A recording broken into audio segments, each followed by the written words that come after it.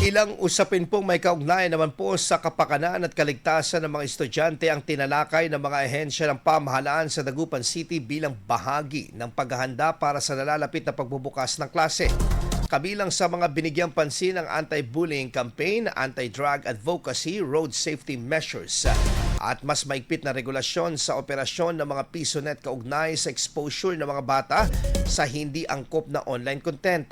Tinalakay rin ang mga programa sa school ang mga school sa infrastructure, brigada eskwela at waste segregation sa ilalim ng Republic Act No. 9003. Values formation, sports development at paglalagay ng karagdagang road signs at pedestrian lanes sa paligid ng mga paaralan. Kasama rin sa mga pinag-usapan ang SafeNet advocacy, bakuna eskwela o school-based immunization program at pagpapabuti ng literacy, science at numeracy performance. Gayon din ang feeding program, health programs at gulayan sa paaralan.